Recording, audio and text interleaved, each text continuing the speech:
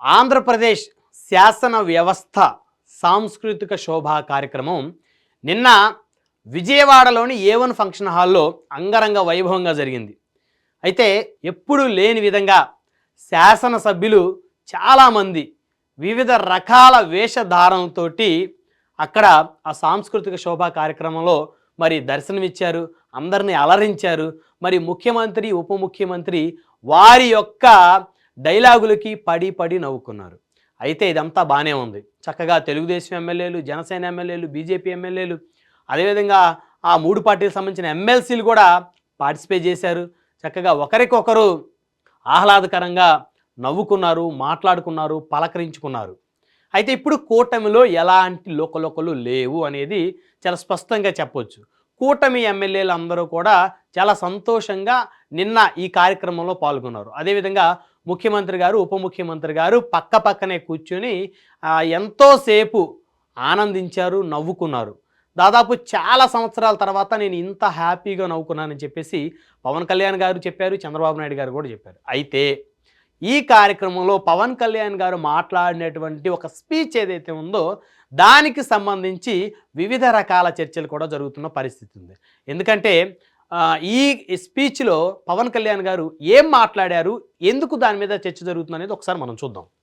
అడుగులు వేయాలని ఈ కనీసం నేను ప్రతిసారి పదే పదే చెప్తాను, ఈ ఆనందం కనీసం స్థిరత్వం ఇవ్వాల్సిన ఆనందం, కేవలం మన ఈ రోజున ఆనందంగా ఉండటమే కాదు, ఈ ఆనందాన్ని వచ్చే కనీసం 1.5 దశాబ్దం పాటు మనందరం కృషి చేసి ముందుకు తీసుకెళ్తే తప్ప ఈ గాడి తప్పిన ఈ రాష్ట్రాన్ని గాడి పెట్టాలంటే కనీసం 15 సంవత్సరాలు కనీసం పనిచేయాలి. ఇది ప్రధానమంత్రి గారు 3వ ప్రధానమంత్రి అయ్యారు. అలాగే ఆయన 3 పర్యాలు నేను ముఖ్యమంత్రిగా చూడాలన్నారు. మనస్ఫూర్తిగా నాకు ఆశయం, కోరిక కూడా. ఎందుకంటే ఆయన అనుభవాన్ని మనం ఎక్కడ కూడా అసలు పక్కన పెట్టలేం. సో ఆయన దగ్గర నేను మనస్ఫూర్తిగా ఈ రోజు మరోమారు గౌరవ సభ్యులందరూ తరఫు నేను ముందు చెప్తున్నాను, ఆయన దగ్గర నుంచి నేర్చుకోవడానికి కానీ, ఆయన కింద పని చేయడానికి కానీ నేను అనుక్షణం ఎప్పుడు సంసిద్ధంగా ఉంటానని తెలియజేసుకుంటూ, నాకు అవకాశాన్ని ఇచ్చిన ప్రతి ఒక్కరికి ధన్యవాదాలు తెలియజేసుకుంటూ. రైట్, మరి స్పీచ్ విన్నారు కదా. అంటే ప్రధానంగా ఈ స్పీచ్లో పవన్ కళ్యాణ్ గారు యొక్క ప్రధానమైన ఉద్దేశం ఏంటంటే చంద్రబాబు నాయుడు గారిని వరుసగా 3 సార్లు ముఖ్యమంత్రిగా మళ్ళీ చూడాలి అని అనుకుంటున్నారు. ఆల్రెడీ చంద్రబాబు నాయుడు గారు ఉమ్మడి ఆంధ్రప్రదేశ్లో ఆయన 2 సార్లు ముఖ్యమంత్రిగా పనిచేశారు. 1994, 1999 2 సార్లు ఆయన ముఖ్యమంత్రిగా పనిచేసిన పరిస్థితి ఉంది. తర్వాత నవ్య ఆంధ్రప్రదేశ్ రాష్ట్ర విభజన తర్వాత పవన్ కళ్యాణ్ గారి మద్దతుతోని 2014లో ఆయన 3వసారి ముఖ్యమంత్రి అయ్యారు. సో మరి 19లో ఓటమి చెందారు. ఎవరికి వారు విడివిడిగా పోటీ చేశారు. జనసేన, తెలుగుదేశం, బీజేపీ కూడా 3 పార్టీలు విడివిడిగా పోటీ చేయడం వల్ల పెద్ద నష్టం అయితే జరిగింది. ఎందుకంటే ఈ 3 పార్టీలను అభిమానించేటువంటి అభిమానులు ఒక మైండ్ సెట్తో ఉంటారు. వైఎస్ఆర్ కాంగ్రెస్ పార్టీని అభిమానించే అభిమానులు మరొక మైండ్ సెట్తో ఉంటారు. అందులో ఎలాంటి డౌటు లేదు. అయితే 2024లో మళ్ళీ ఈ 3 పార్టీలు కలిసి పోటీ చేసి 164 స్థానాలు సాధించాయి. ఎప్పుడు ఎక్కడ కని విని ఎరగని రీతిలో అని చెప్పుకోవచ్చు.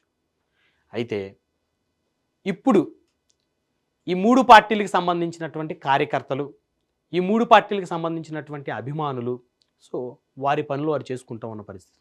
ప్రస్తుతం జనసేన పార్టీకి సంబంధించి కొంతమంది త్యాగం చేసినటువంటి ఎవరైతే ఇన్ఛార్జీలు ఉన్నారో, వారు సీట్లు త్యాగం చేసిన వారు నామినేటెడ్ పదవులు ఆశిస్తామన్నారు.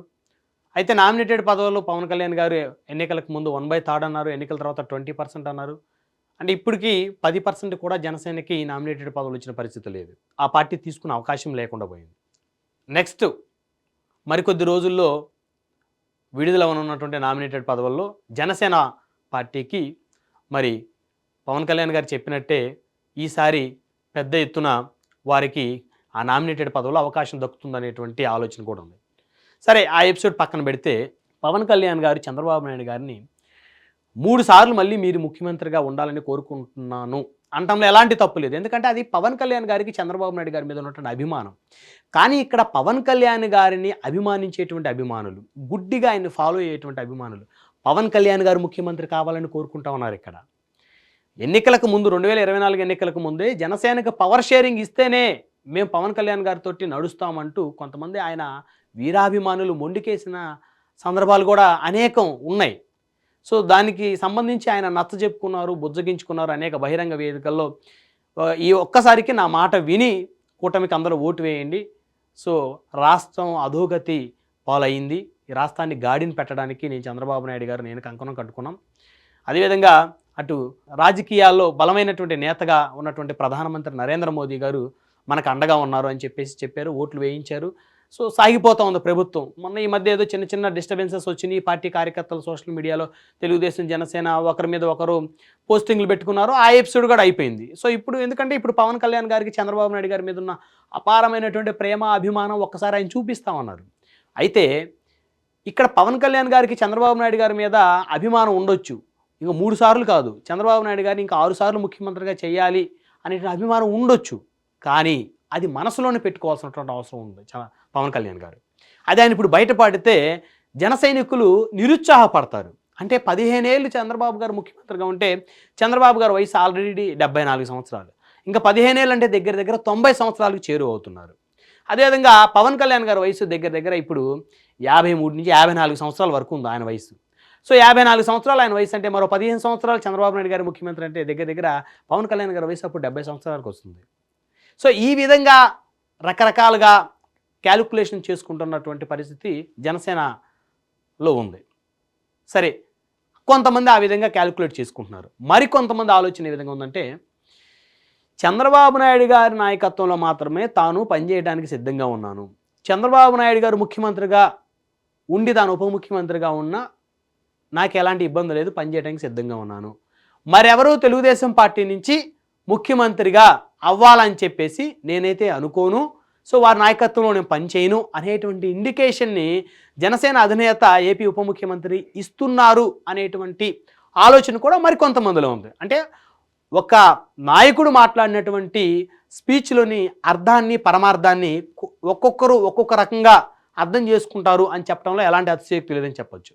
అయితే ఇప్పుడు చంద్రబాబు నాయుడు గారి మీద ఉన్నటువంటి అపారమైనటువంటి గౌరవంతో పవన్ కళ్యాణ్ గారు ఆ మాట అని ఉన్నారా, లేదా కేవలం చంద్రబాబు నాయుడు గారి నాయకత్వంలోనే నేను ముఖ్యమంత్రిగా పనిచేస్తాను, కొంతమంది రకరకాలుగా తెలుగుదేశానికి చెందిన కార్యకర్తలు, ఆ పార్టీ నాయకులు లోకేష్ గారిని ఉప ముఖ్యమంత్రిని చేయాలి, లోకేష్ గారిని ముఖ్యమంత్రిని కూడా చేయాలి, ఆయన నాయకత్వాన్ని బలపరచాలని చెప్పేసి అనుకుంటున్న వాళ్ళ ఎవరైతే ఉన్నారో వాళ్ళకి మీరు కనుక ఆలోచనలో ఉంటే నేను మీతో కలిసి నడవడానికి సిద్ధంగా లేను, నా పార్టీ, నా కార్యకర్తలు, నా అభిమానులు మీతో కలిసి సిద్ధంగా లేరు అని చెప్పేటువంటి ఇండికేషన్ అయి ఉంటుందా అనేది కూడా ఆలోచించాల్సినటువంటి అవసరం ఉంది. అఫ్కోర్స్ ఏది ఏమైనప్పటికీ కూడా జన సైనికులైతే మాత్రం ఖచ్చితంగా పవన్ కళ్యాణ్ గారిని ముఖ్యమంత్రిగానే చూడాలి అనేటువంటి ఆలోచన వారిలో ఉంది. గత ఎన్నికల ముందే ఉంది. 2.5 సంవత్సరాలు, అట్లీస్ట్ 2 సంవత్సరాలైనా పవన్ కళ్యాణ్ గారికి ముఖ్యమంత్రి పదవి ఇస్తే బాగుంటుంది, ఇస్తేనే మేము ఓటేస్తామనేటువంటి అభిప్రాయం ఉంది. అదేవిధంగా అఫ్కోర్స్ ఇప్పుడు కాకపోయినప్పటికీ 2029లో అయినా, ఎందుకంటే 2 సార్లు చంద్రబాబు నాయుడు గారు ముఖ్యమంత్రి పీఠం ఎక్కడానికి పవన్ కళ్యాణ్ గారు ఉపయోగపడ్డారు 2014, 2024లో. కాబట్టి ఒక్కసారైనా పవన్ కళ్యాణ్ గారు ఆ పీఠంలో కూర్చోటానికి, ఆ సీట్లో కూర్చోటానికి చంద్రబాబు నాయుడు గారు ఆయనకు సంబంధించినట్టు అనుచరగణం ఉపయోగపడితే బాగుంటుంది అని జన సైనికులు పెద్ద ఎత్తున ఆశలు పెట్టుకుంటా ఉన్నారు, ఆశిస్తూ ఉన్నారు. అదేవిధంగా పవన్ కళ్యాణ్ గారి వెంట ఉన్నటువంటి వర్గాలు ఏవైతే ఉన్నాయో, బలహీన వర్గాలు, బీద వర్గాలు, పేద వర్గాలు, సో వాళ్ళందరికీ ఆయన నాయకత్వం వహించి, సో ఆ వర్గాల ప్రతినిధిగా ఆయన నాయకత్వం వహించాలని చెప్పేసి కూడా వారు కోరుకుంటా ఉన్నారు. సో ఏదేమైనప్పటికీ కూడా పవన్ కళ్యాణ్ గారు పదే పదే చంద్రబాబు నాయుడు గారిని 15 ఏళ్ళు ముఖ్యమంత్రిగా చూడాలి, 20 ఏళ్ళు ముఖ్యమంత్రిగా చూడాలా అని మాట్లాడే మాటలు ఏవైతే ఉన్నాయో అవి రకరకాల అర్థాలకైతే దారితీసేటువంటి అవకాశం అయితే ఖచ్చితంగా ఉంటుందని చెప్పుకోవచ్చు. ఎందుకంటే గతంలో 2019లో ముఖ్యమంత్రిగా ప్రమాణ స్వీకారం చేసిన తర్వాత జగన్మోహన్ రెడ్డి గారు నేను 30 సంవత్సరాలు ముఖ్యమంత్రిగా ఉండాలని కోరుకుంటున్నాను, ఆ తర్వాత మా నాన్నగారు రాజశేఖర రెడ్డి గారి ఫోటో పక్కన నా ఫోటో పెట్టాలని చెప్పేసి కోరుకుంటున్నాను అని అనటం ఎంత తప్పుగా ఆ రోజు అందరూ అర్థం చేసుకున్నారో. ఎందుకంటే ఒక వ్యక్తి 30 ఏళ్ళు తానే ఉండాలని ఏ విధంగా కోరుకుంటారని ఎంతోమంది మాట్లాడారో, చంద్రబాబు నాయుడు గారిని కూడా వరుసగా 3 సార్లు ఆయన్నే ముఖ్యమంత్రిగా ఉండాలని కోరుకోవటం కూడా, అది బహిరంగంగా చెప్పటం కూడా ఆ మేరకు కరెక్ట్ కాదేమో అనేటువంటి అభిప్రాయం న్యూట్రల్ వర్గాల్లో అయితే ఖచ్చితంగా ఉంటుంది. ఎందుకంటే తెలుగుదేశం వర్గాలు హ్యాపీగానే ఫీల్ అవుతాయి ఈ మాటలకి. జనసేన వర్గాల్లో కొంతమంది నిరుత్సాహపడినా, కొంతమంది సరే లోకేష్ గారి నాయకత్వంలో పనిచేయడానికి ఆయన సిద్ధంగా లేరు, చంద్రబాబు గారి నాయకత్వంలో పనిచేస్తారు, ఆ తర్వాత ఈయనే ముఖ్యమంత్రి అవుతారు అనేటువంటి ఆలోచనలో ఈయన మాట్లాడుతున్నారని కొంతమంది అనుకుంటారు. కానీ న్యూట్రల్ పార్టీలకు అతీతంగా ఉన్నటువంటి ఎవరైతే వర్గాలు ఉంటాయో ఆ వర్గాలన్నీ కూడా కాస్త వ్యతిరేకంగా మారేటువంటి ప్రమాదం అయితే ఉంది అని అయితే ఖచ్చితంగా చెప్పుకోవచ్చు.